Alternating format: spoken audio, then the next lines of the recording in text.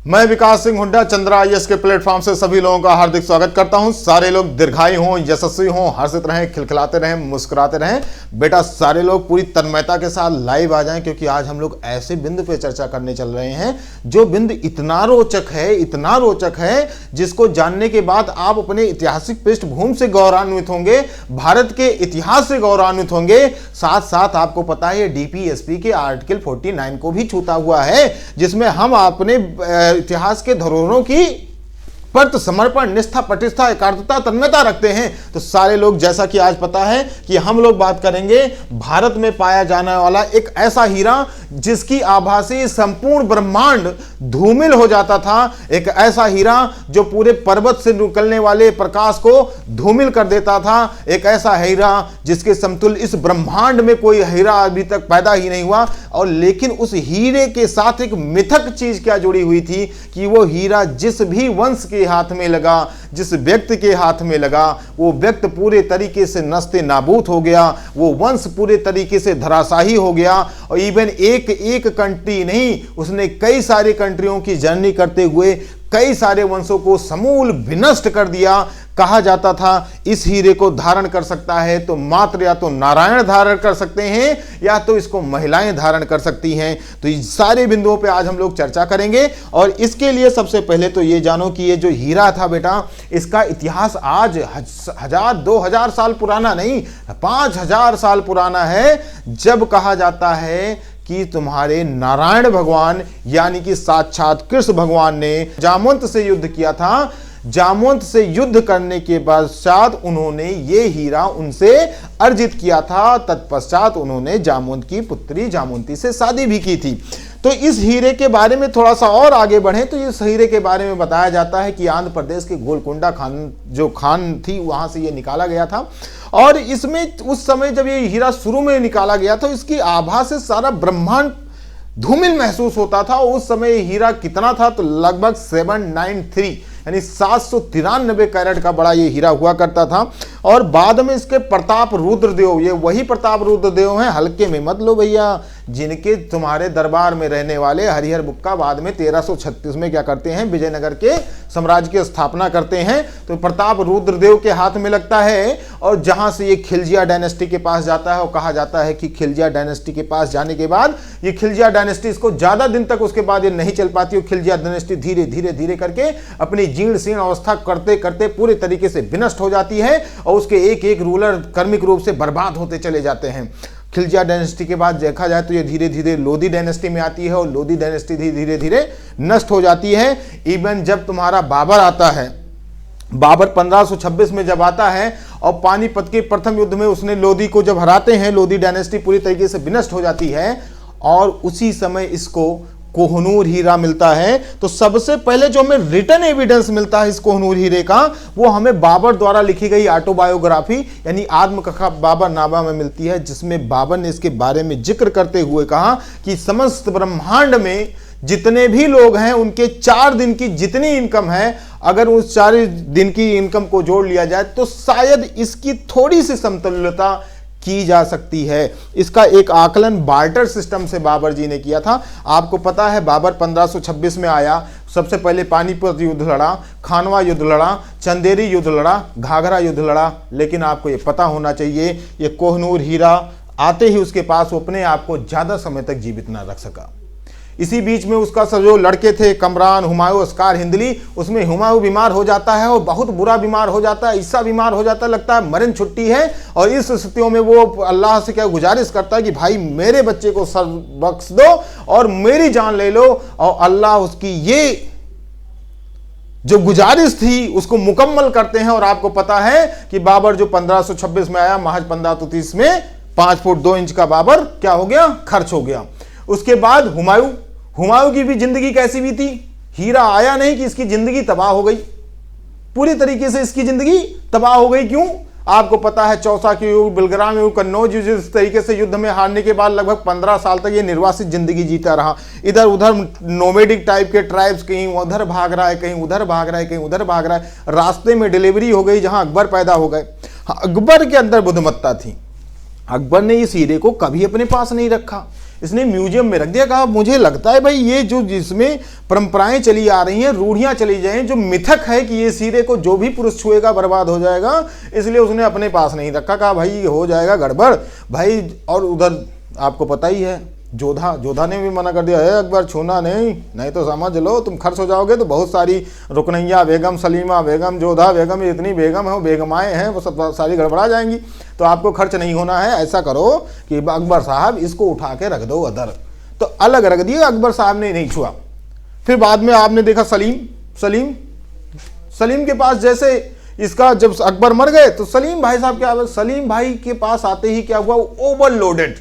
एक सलीम मुगल ऐसे रूलर थे भाई जो इतना दारू पीते थे कि उनके शासन के टाइम पे सारी सल्तनत में साम्राज्य किसका चलता रहा, तो उनकी जो मलकिन थी, यानी कि जो तुम्हारी मेहरुन निसा थी, यानी कि जो नूर जहां थी, यानी कि जो असमत बेगम की बिटिया रानी थी, उन्हीं का आधिपत्य चलता रहा। जहांगीर जो यानी कि तुम्हारे सलीम भाई साहब थे, ये तो खाली दारू पिए लगभग ज्यादातर पड़े ही रहते थे। तो जहांगीर के टाइम फिर आप देखते हैं कि जहांगीर भाई साहब से फिर लड़का पैदा होता है, कौन, शाहजहां ने भाई साहब इसको उठा के कहां सेट कर दिया, शाहजहां ने कहा इसको मैं बनाऊंगा तख्ते ताउस। इवन उस समय कहा जाता है कि तख्ते ताउस जो था ना, उसकी कीमत ताजमहल से कई गुना ज्यादा रुपए लगे थे उनके तख्ते ताउस में। बहुत प्रकार के रक्त रंजित मणि, सोना, पीतल, जस्ता, तांबा, मतलब इतने प्रकार के, लेकिन कोहनूर भी उसका शोभामान करता था। और जैसे कोहनूर उसमें आया, शाहजहां के बारे में आपको पता ही होगा कि जिस तुम्हारी मुमताज महल की याद में उन्होंने भव्य ताजमहल का निर्माण कराया, उस अर्जुमन बानो भाई साहब के उसी मुमताज को देखने के पहले ही उनको क्या किया, औरंगजेब में जेल में डाल दिया। औरंगजेब उनको जेल में डाला, आगरे के किले में बंद रहे। जो कोई शासक हुआ करता था बेचारा जेल में बंद रहा, और अपने सबसे प्रिय लड़के दारा सिकोह का गर्दन काट के औरंगजेब ने अपने बड़े भाई यानी दारा सिकोह का गर्दन काट के उनको गिफ्ट कर दिया। तो उनका बुढ़ापा बहुत बुरा निकला। औरंगजेब भाई साहब की पूरी जिंदगी तहस-नहस हो गई कि शिवाजी जैसे वीर पूरे साउथ इंडिया में, उनको पूरे मराठा को ही कवर करने में 20 साल राजधानी छोड़ के बेचारा ऐसे ट्राइब्स की तरह घूमता रहा, ना तो शिवाजी को कभी पकड़ पाया ना हरा पाया। तो पूरा औरंगजेब की बात, पूरी मुगलिया सल्तनत यहाँ बर्बाद हो गई। आप देखते हैं मोहम्मद शाह रंगीला आ गया, रंगीला भी इतना रंगीला जो नंगे नाचा करता था। इसके समय जब हीरा आया तो ऐसा रंगीला जो नंगे नाचे। उसी समय आपने देखा कि ईरान का जो नेपोलियन था, नादिर शाह आक्रमण करता है 1739 में और डायमंड लेकर चला जाता है, ईरान में चला जाता है। ईरान में भी बाद में शाह सूजा के हाथ में लगता है, और शाह सूजा के हाथों से कहां जा जाता है, महाराजा रणजीत सिंह के पास आ जाता है। और वो महाराजा रणजीत सिंह जो उस समय वर्तमान में परिचित जितने भी 12 पंजाब में 12 मिसल्स थे, जिसमें सुकरचकिया मिसल्स के अध्यक्ष हुआ करते थे, उन्होंने पूरी तरीके से क्या किया, इसको इस तरीके से संगठित कर रखा था। लेकिन कोहिनूर हीरा आने के बाद ही उनका शासन प्रशासन क्या होने लगा, लगातार धराशायी होने लगा। और आप देखते हैं महाराजा रणजीत सिंह के मरने के पश्चात ही ये सारे मिसल्स आपस में टूटने लगे। और आंग्ल सिख वार के बाद लगातार मराठे और आंग्ल सिख जो युद्ध हुए उसमें लगातार सिख पराजित हुए। और अंततः आपने देखा कि राजा दिलीप सिंह जो एक छोटे से प्यारे से सुकुमार से थे, उनको जबरन कहां भेज दिया गया, लंदन भेज दिया गया। और बाद में उनसे फोर्सली ये हीरा लंदन के विक्टोरिया रानी को गिफ्टेड करा दिया गया। वर्तमान में ये हीरा लंदन के तुम्हारे टावर में म्यूजियम में रखा हुआ है। और वहाँ क्राउन में समस्त शक्तियाँ निर्धारित होती हैं। जैसे हम लोगों का आर्टिकल 53 कहता है कि राष्ट्र की समस्त शक्तियों का किस में होगी, राष्ट्रपति में निहित होगी। तो वहाँ समस्त शक्तियाँ राजा में निहित होती हैं, और राजा के किस में, क्राउन में निहित होती हैं। और उसी क्राउन का शोभा कौन बढ़ा रहा है, तो तुम्हारा कोहिनूर हीरा। लेकिन ये 793 कैरेट का नहीं रह गया। इसमें कुछ लोग बीच में आए, इसमें थोड़ा सा स्ट्रक्चरल इसका परिवर्तन कर रहे थे कि इसको और शाइनिंग पैदा करनी है। कहा जाता है कि औरंगजेब ने इसको शाइनिंग पैदा करने के लिए एक आर्किटेक्चर बुलाया था, और वो आर्किटेक्चर मतलब डायमंड का आर्किटेक्चर हुआ करता था। उसने भाई साहब क्या किया, मैं हीरे में बहुत शाइनिंग पैदा करूंगा, ऐसा उसने कहा। और उसने काट पीट के चक्कर में हीरे को ही फोड़ डाला। वर्तमान में ये 105.6 कैरेट का मात्र बचा है, और जो लंदन में स्थित है। और आपको पता होगा ये लंदन जिसका लगभग 2/3 प्लस पूरे विश्व में जिसका कभी रात ही नहीं होती थी, अमेरिका भी गुलाम हुआ करता था, जो इस समय समग्र देखा जाए पूरे विश्व की जो सुप्रीम पावर है वो अमेरिका, वो भी उसका गुलाम हुआ करता था। धीरे धीरे आप देखते हैं कि लंदन की सारी शक्तियाँ क्या होती रहीं, संकुचित होती रहीं, और आज वही जो ब्रिटिशर्स के कभी हम गुलाम हुआ करते थे, उसी ब्रिटिशर्स का प्रधानमंत्री जो है एक भारतीय ताल्लुकात रखने वाला व्यक्ति बनता है। तो इस तरीके से जिस दिन से वहां कोहिनूर हीरा गया, वहां भी लगातार शासन की जो भनक थी वो लगातार गिरती रही। तो इस पे चलो हम लोग थोड़ा सा बात करते हैं बेटा। तो सबसे पहले हम लोग आते हैं देखो, आप सभी ने कोहिनूर हीरे के बारे में सुना होगा, इंटरनेट के माध्यम से इसकी जानकारी ली गई। ये हीरा कैसा है बेटा? बहुत ही बेशकीमती हीरा है जिसका इतिहास भारत को गौरवान्वित करता है। और ये बेशकीमती जो हीरा है बेटा, ये कोहिनूर हीरा दुनिया के सबसे पुराने, सबसे प्रसिद्ध हीरों में से एक है। ये दुनिया के बहुत पुराने हीरों में से और बहुत प्रसिद्ध हीरों में से आता है। हीरे के इतिहास को लेकर जानकारी वर्तमान में स्थित है। कुछ इनके सवालों को जवाब हम आगे माध्यम से ढूंढते हैं। देखो बेटा, दूसरा ये है, कोहिनूर हीरे से जुड़ी एक दिलचस्प बात आपको हैरानी कर सकती है कि इसको ना तो आज तक बेचा गया, ना इसकी खरीद फरोख्त हुई।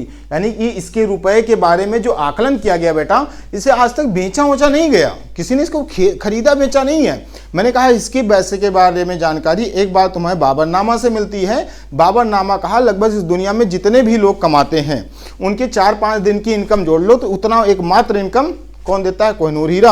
यानी कि अगर उस समय उसके कहने का मतलब यह था कि अगर कोहिनूर हीरा को हम लोग बेच दें तो पूरे संसार में उपस्थित जितने भी लोग हैं उनकी इनकम के 5 से 6 दिन का जितना वैल्यू होगा उतना मात्र एक तुम्हारे कोहिनूर हीरे को सेल करने पे प्राप्त हो जाएगा। इवन तुम्हारे नादिर शाह कहा करता था कि अगर 4 लोग बहुत बड़े बड़े जो वो हों पत्थर फेंकने वाले, जिनकी बहुत दूर तक पत्थर फेंक सकें, तो 4 लोग 4 पत्थर उठाएं और जितनी भी दूर पे फेंकेंगे उतनी दूर अगर पूरे जेवरात से और सोने से भर दिया जाए और उतनी जितनी ऊंचाई तक फेंके उतना पूरा सोने से भर दिया जाए, उससे 1000 गुना ज़्यादा कीमत होगी किसकी? कोहिनूर हीरे की। तो कोहिनूर हीरा, लेकिन ये चीज़ आपके लिए जानकारी देने योग्य है कि कोहिनूर हीरे का आज तक किसी तरीके से ना तो बेचा गया, सिर्फ एक मुल्क से दूसरे मुल्क में या तो इसे युद्ध द्वारा अर्जित किया गया या तो किसी के द्वारा किसी को गिफ्ट किया गया। दूसरी चीज बेटा इसमें खास क्या है, तो मैंने सबसे पहले बताया ये जो डायमंड था ये शुरू में क्या सा था? 793 कैरेट का था, लेकिन वर्तमान में ये घट के अब सिर्फ कितना रह गया है? 105.6 कैरेट का रह गया है। मैंने आपको बताया इसमें कुछ आर्किटेक्चरल परिवर्तन करने के लिए कुछ लोग ज़्यादा इंजीनियर बन रहे थे, इसलिए ये हीरा फूट गया था और फूटने के बाद इसमें जो है अब नया शेप देते देते ये कहानियाँ बनाई गई। अब ये हीरा कहाँ है? तो बेटा मैंने कहा ये हीरा तुम्हारे लंदन के टावर में स्थित है और ये वहाँ लंदन में जो ताज है, क्राउन, जब वहाँ कोई राजा बनता है तो उसका जो इनॉग्रेशन होता है, जिस तरीके से उसका जैसे अपने यहाँ कहते हैं अलंकृत करना, तो उसको एक ताज पहनाया जाता है। उस ताज में क्या लगा हुआ है? ये तुम्हारा कोहिनूर हीरा तो लंदन के टावर में स्थित है और वहीं क्या है? तुम्हारा कोहिनूर डायमंड रखा है। इसका इतिहास बेटा लगभग 5000 वर्ष से भी पुराना है। वर्तमान नाम फारसी में जिसका नाम रोशनी का पहाड़। मैंने कहा इसका नाम क्या है बेटा? तो इसका नाम है कोही ए नूर। कोही मतलब होता है पहाड़ और नूर मतलब प्रकाश, यानी ऐसा हीरा जो तुम्हारे पर्वतों के रोशनियों को धूमिल कर दे, या तुम्हारा माउंटेन ऑफ लाइट, पहाड़ों की रोशनी जो सूर्य के समकक्ष रोशनी रखता हो। और ये नाम किसके द्वारा दिया गया? तो ये तुम्हारे नादिर शाह द्वारा ये नाम दिया गया। ये मिला कहाँ बेटा? तो आंध्र प्रदेश में एक जिला है गुंटूर, और जहाँ एक खान है हीरे की जिसको कहते हैं गोलकुंडा की खान, वहाँ से ये हीरा प्राप्त किया गया था। सबसे पहले किसने देखा? तो ये मैंने कहा कि इस पे पहले आपको रुद्रदेव के बारे में जानकारी मिलती है। रिटर्न एविडेंस के बहुत ज़्यादा नहीं, बाबरनामा से हमें रिटर्न एविडेंस मिलता है। मैंने कहा ये इतिहास में बेशकीमती हीरा के तौर में जाना जाता था, पूरी दुनिया में घूम चुका है। ये ऐसा हीरा है जो पूरी दुनिया में लगभग क्या कर चुका है? चक्कर लगा चुका है। भारत के भीतर और भारत के बाहर फारस, किस किस देश में गया? फारस में गया, अफगानिस्तान में गया और मध्य सेंट्रल एशिया से होते हुए ये हीरा फिर से भारत में आया और वर्तमान में लंदन में है। किसके किसके हाथों में ये हीरा लगा? तो बेटा पहले ये काकतीय वंश, जो तुम्हारे मैंने कहा प्रताप रुद्रदेव, ये वही प्रताप रुद्रदेव हैं जिनके दरबार में कौन? हरिहर बुक्का रहा करते थे, जिन्होंने बाद में 1336 में विजयनगर की स्थापना की। अलाउद्दीन खिलजी बेटा मैंने तुम्हें बताया, जलालुद्दीन खिलजी के तुम्हारे दामाद और उनके भतीजे हुआ करते कौन, अलाउद्दीन खिलजी, इनके पास भी ये हीरा गया। उसके बाद धीरे धीरे खिलजिया डायनेस्टी क्या हो गई, समाप्त हो गई। ग्वालियर के राजा विक्रमादित्य के हाथ में ये हीरा लगा था। मुगल दरबार में मैंने कहा जो मुगल शासक थे, सबसे पहले रिटर्न एविडेंस हमें बाबर से मिलता है। बाबर बर्बाद हुआ, देन उसका लड़का जो है हुमायूं बर्बाद हुआ, और हुमायूं के बाद अकबर, चूंकि इसको म्यूजियम में रखा था तो उसके प्रशासन पर इतना प्रभाव नहीं दिखता, लेकिन उसके बाद मैंने कहा उसका लड़का बहुत बड़ा दरुआ निकला, कौन, सलीम, यानी कि जहांगीर। और जहांगीर के बाद आप देखते हैं जो तुम्हारा शाहजहां था वो पूरी तरीके से बर्बाद हुआ, और शाहजहां के बाद औरंगजेब भी पूरे तरीके से सिर्फ मराठा को दबाने में पूरे 20-25 साल उसके टाइम वेस्ट हो गए, और ना तो कोई परिणाम निकला, ना कोई रिजल्ट निकला। और उसके मृत्यु के बाद पूरे तरीके से देखा जाए तो मुगलिया सल्तनत लगभग अपने निम्नतम स्तर पर, जब 1707 में औरंगजेब मिला, उसी बार कहते हैं कि लगभग मुगल खत्म हो गए थे और मराठाओं का थोड़ा सा मामला ठीक ठाक हो गया था। और फिर आप देखते हैं मोहम्मद शाह रंगीला के टाइम में ये चला जाता है कहाँ, ईरान के नादिर शाह के, तो अहमद शाह, गोलकुंडा के राजवंश, निजाम शाह, कुतुब शाह के पास गया। बाद में मुगल शाहजहां से मोहम्मद शाह रंगीला तक गया, और मैंने कहा मोहम्मद शाह रंगीला से बेटा कहाँ चला गया, फारस के नादिर शाह, जिसको तुम्हारे ईरान का नेपोलियन भी बोला जाता है, वो आक्रमण करता है 1739 में और मोहम्मद शाह को पूरे तरीके से हरा देता है, और साथ ही साथ में अपने साथ बहुत सारा धन ले जाता है, जिसमें से एक धन क्या था, कोहनूर हीरा था। लेकिन एक कोहनूर हीरा के ले जाने के 2 साल के भीतर उसकी हत्या कर दी जाती है, और अफगान जनरल अहमद शाह दुरानी, मैंने कहा उसने के बाद ये हीरा कहाँ चला जाता है, उसका जो सेनापति होता है अहमद शाह दुरानी के पास जाता है, जहाँ से शाह सूजा के पास चला जाता है, और शाह सूजा बाद में कहाँ चला आता है, भारत। और जब ये पता चलता है कि उसके साथ कोहिनूर हीरा है, तो महाराजा रणजीत सिंह उसे कहते हैं कि हम आपको सत्ता दिलाएंगे, आप मुझे कोहिनूर हीरा रिटर्न कर दीजिए। इस तरीके से कोहिनूर हीरा फिर से कहाँ चला जाता है, महाराजा रणजीत सिंह के पास जाता है। और महाराजा रणजीत सिंह जो शुक्र चकिया मिसल्स के हेड हुआ करते थे, जिन्होंने पूरा पंजाब को एकत्रित किया था, इस हीरे के आने के बाद हम देखते हैं कि उनका शासन ज़्यादा दिन तक न चल पाता है, और ये लोग ब्रिटिशर्स से पूरी तरीके से धराशायी हो जाते हैं। अंतोगत्वा दिलीप सिंह के द्वारा ये हीरा किसको, रानी विक्टोरिया को एज अ गिफ्ट दे दिया जाता है। ये महाराजा दिलीप सिंह अभी बच्चे थे, इनसे जबरन गिफ्ट दिला दिया गया, और गिफ्ट दिलाने के बाद ये वर्तमान में वहीं के ताज में सुशोभावान है। अब क्या है, हीरे की उत्पत्ति कहाँ हुई, तो आंध्र प्रदेश के गोलकुंडा में हुई थी, या रायसीना हीरे की खान से, मतलब रायसीना की जो पहाड़ियाँ हैं बेटा, वहाँ एक गोलकुंडा जो खान है वहीं से ये प्राप्त किया गया था, और यह राजवंश के शासन के अधीन था। दिल्ली सल्तनत वंश के दूसरे शासक अलाउद्दीन खिलजी के शासन काल में, खिलजी के टाइम में ये वहाँ गया, वारंगल में गया, ये बाद में अभियान में हीरा किसके चला गया, खिलजियों के डायनेस्टी के पास चला गया। मैंने कहा 1526 में जब बाबर यहाँ आक्रमण करता है तो हीरा किसके पास चला जाता है, बाबर के पास चला जाता है। पहला हमें रिटर्न एविडेंस इस हीरे के बारे में, हाँ तब इसका नाम कोही ए नूर नहीं था, तब इस हीरे का नाम था बाबर का हीरा, था यही हीरा, लेकिन तब इसका कोही नूर, मैंने कहा 1739 में जब नादिर शाह ने आक्रमण किया तब हीरे का नाम रखा कोह ए नूर। कोह मतलब पहाड़, ए नूर पहाड़ों की रोशनी, इस नाम से इसको क्या दिया, एक टाइटल दिया उस समय 1526 में। लेकिन बाबर जैसे ये हीरा पाता है, मैंने कहा तुम्हारे पानीपत के युद्ध में, फिर खानवा के युद्ध में, फिर चंदेरी के युद्ध में, फिर घाघरा के युद्ध में, 4 युद्ध जीतने के बाद, लेकिन हीरे के आने के बाद ही वो बीमार होता है और अंततः मर जाता है। और उसके लड़के को भी मैंने बताया कि उसका लड़का 15 साल तक घुमड़कों की ज़िंदगी जीता है। अकबर भी तुम्हारे अलग ही पैदा हुए थे, कहीं महल वहल में नहीं पैदा हो पाए थे, बेचारे इधर उधर घूम रहे थे वो। तो ये हीरा जिसके जिसके पास गया, मैंने कहा शाहजहां के मयूर सिंहासन में जड़ दिया गया, और आपको पता है ये जो मयूर सिंहासन में जड़ा गया उसके बाद शाहजहां की दुर्गत क्या हुई। वो शाहजहां जो अपने टाइम में आर्किटेक्चर का गोल्डन पीरियड बना रखा था, उसी को एक उसके द्वारा बनाए गए आर्किटेक्चर आगरा के किले में कैद कर दिया जाता है। और वो अपने सबसे ज़्यादा जिस बच्चे को मानता था, दारा सिकोह का गला काटकर औरंगजेब उसको गिफ्ट करता है। और मैंने कहा ये 1739 में कहाँ चला जाता है बेटा, तो आक्रमण करता है, कौन करता है, तो नादिर शाह आक्रमण करता है। और कहा जाता है कि ये नादिर शाह के पास वहाँ से चला गया, जिन्होंने हीरे को अपना वर्तमान नाम क्या दिया, कोहे ए नूर दिया था। कोहे ए नूर मतलब पहाड़ों की रोशनी नाम दिया था। और बच्चा 1747 में नादिर शाह की हत्या कर दी जाती है। अभी हीरा आए ज़्यादा दिन टाइम नहीं हुआ कि कोहिनूर इसकी हत्या कर दी जाती है। और उसके बाद ये उसके पास कहाँ जाता है, मैंने कहा अहमद शाह दुरानी के पास जाता है, जो उसके पास उसका सेनापति था। बाद में हीरा चला जाता है शाह शुजा दुरानी के पास, और शाह शुजा के बाद से कहाँ चला जाता है, महाराजा रणजीत सिंह के पास चला जाता है।